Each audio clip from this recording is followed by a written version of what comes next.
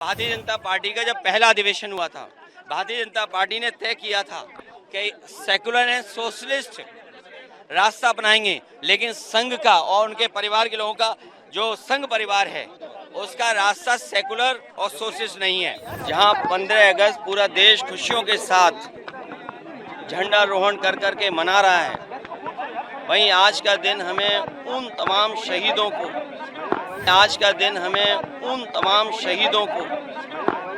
याद करने का भी दिन है जिन्होंने अपने प्राण न्यौछावर कर करके इस देश को आज़ादी दिलाने का काम किया। जब भारतीय जनता पार्टी के प्रधानमंत्री जी हैं और भारतीय जनता पार्टी का जब पहला अधिवेशन हुआ था, भारतीय जनता पार्टी ने तय किया था कि सेकुलर एंड सोशलिस्ट रास्ता अपनाएंगे, लेकिन संघ का और उनके परिवार के लोगों का जो संघ परिवार है उसका रास्ता सेकुलर और सोशलिस्ट नहीं है।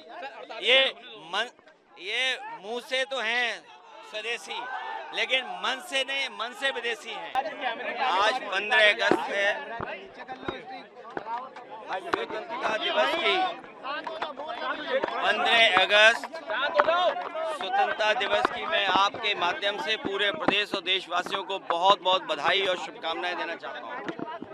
जहां 15 अगस्त पूरा देश खुशियों के साथ झंडारोहण कर करके मना रहा है, वहीं आज का दिन हमें उन तमाम शहीदों को याद करने का भी दिन है जिन्होंने अपने प्राण न्यौछावर कर करके इस देश को आज़ादी दिलाने का काम किया। राष्ट्रपिता महात्मा गांधी, भगत सिंह, चंद्रशेखर आज़ाद, ऐसे तमाम लाखों लाख संख्या में लोगों ने इस देश को आज़ादी दिलाने में अपने प्राणों की भी परवाह नहीं की और जान न्यौछावर कर करके इस देश को आज़ादी दिलाने का काम किया। अंग्रेज जाने के बाद हमारा स्वतंत्र भारत, हमारा अपना कानून, हमारा अपना प्रधानमंत्री, हमारे सभी अधिकार अपने बन गए। आज जब हम 15 अगस्त और स्वतंत्रता दिवस मना रहे हैं, वहीं ये भी हम याद रखें कि हमारे सामने जो दुनिया की चुनौतियां हैं उनको भी स्वीकार करना होगा। जितना हमारा किसान मजबूत होगा, हमारा जितना ही देश आर्थिक रूप से मजबूत होगा, उतना ही नौजवानों का हम भविष्य बेहतर कर पाएंगे। हमारे देश के किसान खुशहाल हों, हमारे देश के उद्योग कारोबारी वो संपन्न हो, दुनिया के बाजार से मुकाबला कर सकें। हमें अपने देश को मजबूत बनाने के लिए कोई भी त्याग करना पड़े, उसके लिए हम सबको, भारतवासियों को तैयार रहना चाहिए। जहां तक समाजवादी पार्टी, डॉक्टर राम मनोहर लोहिया, बाबा साहब भीमराव अम्बेडकर जी, नेताजी और तमाम समाजवादी विचारकों ने जो हमें सिद्धांत दिया, जो समाजवादी आंदोलन दिया, इसी से हमारा देश खुशहाल होगा और तरक्की करेगा। जो गैर बराबरी है देश में, वो तभी खत्म हो सकती है जब समाजवादी सिद्धांतों पर देश चले। आज हमें खुशी है कि उत्तर प्रदेश की जनता ने समाजवादी पार्टी पर भरोसा करके सबसे ज़्यादा सांसदों को जिता करके एक हम समाजवादियों को जिम्मेदारी दी है कि देश को मजबूत बनाने के लिए, देश की एकता को और मजबूत बनाने के लिए हम लोग लगातार काम करते रहें।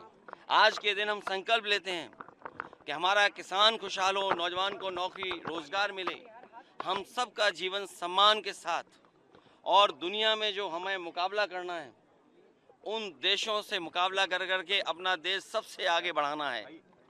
इधर हम देखते हैं कि विदेश नीति भी हमारी कुछ जितनी मजबूती के साथ देश खड़े होने चाहिए थे, आज दुनिया के वो देश हमारे साथ नहीं खड़े हैं। समय समय पे दुनिया के देश हमारे देश को धमकी देते हैं, कभी बाजार के नाम पर, कभी ज़मीन के नाम पर। उन चुनौतियों को भी हमें स्वीकार करना होगा। ये देश हमारा खुशहाल हो, वहीं दुनिया में जो दूसरे देश हैं उनसे संबंध कैसे हों। अमेरिका जैसा ताकतवर देश, उससे हमारे संबंध कैसे हों, पड़ोसी देश उनसे संबंध कैसे हों। दुनिया में वही देश आगे बढ़ते हैं जिसके दोस्त ज़्यादा हों, मित्र देश ज़्यादा हों। हम वॉर में हमेशा नहीं जा सकते हैं, लेकिन अपने देश को मजबूत बनाने के लिए हमें अर्थव्यवस्था को और बढ़ावा देना पड़ेगा, किसान को और सुविधाएं देनी पड़ेंगी, तभी हमारा 140 करोड़ से बड़ा देश, जिसमें सबसे ज़्यादा हमें नौकरी और रोजगार की ज़रूरत है, आज हमारा नौजवान नौकरी और रोजगार चाहता है। हमें उम्मीद है कि आने वाले समय में हम समाजवादी लोग मिलकर के एक ऐसी व्यवस्था लागू करें, समाजवादी सिद्धांतों को ऐसा लागू करें कि सबके हाथ में काम हो, नौकरी मिले, रोजगार मिले।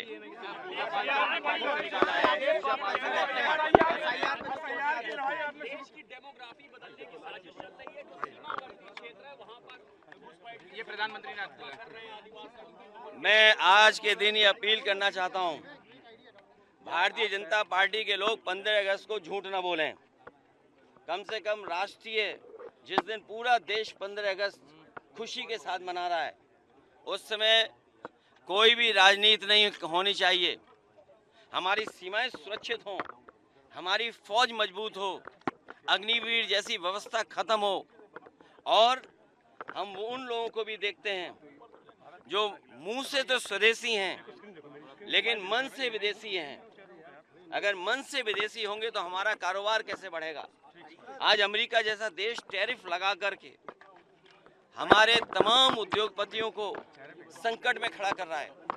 भदोई जैसा जिला जो हजारों करोड़ का कारोबार करता था, आज उसका कारोबार रुक गया है।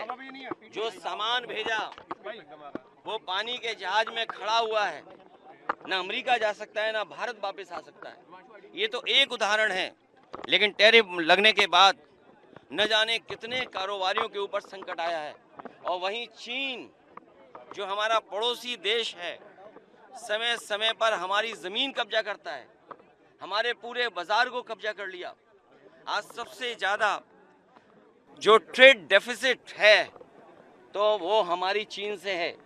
ये तमाम जो आर्थिक संकट हैं, इनसे कैसे उभरना होगा? इसलिए अगर मुंह से स्वदेशी हैं तो मन से भी स्वदेशी होना पड़ेगा। और स्वदेशी के साथ साथ जिस तरह का मकड़ जाल है जीएसटी की वजह से, जिस तरीके से मकड़ जाल पैदा हुआ और डराने वाला जो संस्थाएं बन गई हैं, ईडी, सीबीआई, इनकम टैक्स, उससे हमारा उद्योग कारोबार नहीं बढ़ेगा, हमारा उद्योग कारोबार और बंद होगा। सुदर्शन चक्र की बात कर रहे हैं, कह रहे देश को नया डिफेंस सिस्टम सुदर्शन चक्र के नाम से दे रहे हैं। देखिए, काफी बदलाव होगा जीएसटी को लेकर। इनका बदलाव नोटबंदी में भी देखा हम लोगों ने, इनका बदलाव जीएसटी में भी देखा कि सबसे ज्यादा संशोधन हो गया है। तो इसलिए अभी इनकम टैक्स है जो नया कानून लगाया है, अगर आप 1 रुपया भी खर्च करोगे तो सरकार जानना चाहती कि 1 रुपया कहाँ खर्च किया आपने। ये इनकम टैक्स आपकी आज़ादी को रोकने वाला है, आप पे पाबंदी लगाने वाला इनकम टैक्स है। और हमें खुशी है इस बात की कि सुप्रीम कोर्ट ने कम से कम लोकतंत्र को बचाने का काम किया। जो एक एसआईआर हो रही थी, और भारतीय जनता पार्टी को ये हुनर है कि वोट कैसे काटना है, वोट कैसे किसी का उड़ा देना है।